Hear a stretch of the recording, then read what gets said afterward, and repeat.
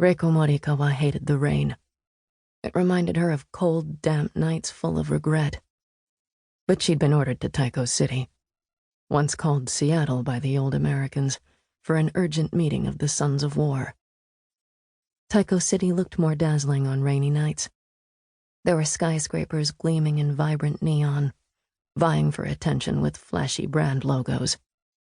Advertisements that were the size of buildings flipped between new portical games, Queequeg's coffee, and various sushi chains that were expanding quickly thanks to breakthroughs in the farming of genetically modified super tuna. Many of the pedestrians were dressed in stylish storm kimonos, while others went for Z-cloaks that could change optics to match a given season's fashion trends. Motorcycles zipped by in a frenetic dash, their lights echoing like trails from the past.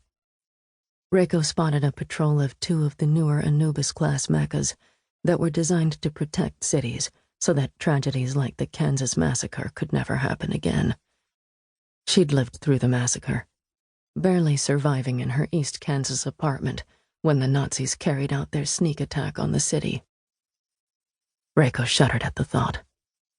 She was glad to arrive early for her meeting with the Sons of War, so she didn't have to dwell on memories of that day. She, like all the others, had to undergo a ritual cleansing. This meant a washing of hands and feet, then changing into new clothes that included a no mask wrapped tightly around her face. Audio recorders were built into each of the masks and acted as a voice recognition system designed to ensure the people behind the mask were who they said they were. If they weren't, tactile probes on the insides of each mask would become needles and kill the intruder instantly.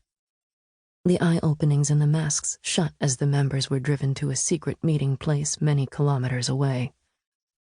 Once they arrived, they had to go through another metal detector and be subjected to a full-body search at their destination. The corridors were lit by lanterns. The attendees were asked to take off their slippers when they got on the tatami mats and entered the main hall. Reiko was one of the 47 present, all of whom were wearing no masks. The variety of traditional masks had expanded with the growth of the empire, and the participants wore many types from different regions.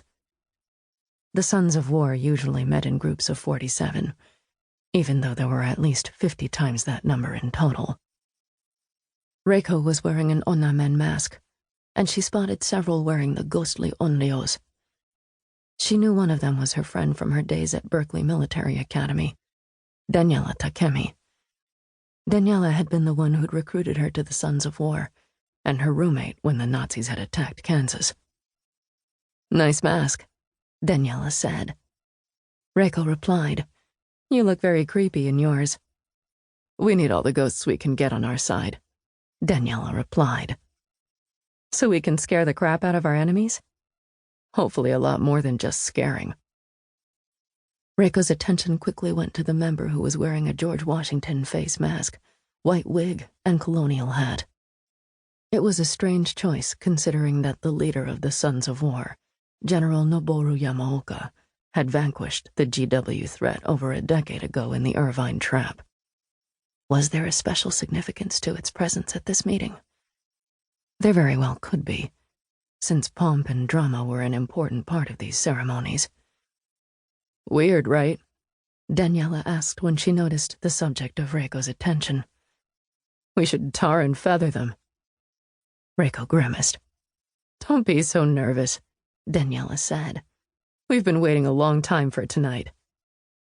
"I know," Reiko replied, then looked down at her artificial arm that was covered with genetically grown skin to appear mostly natural.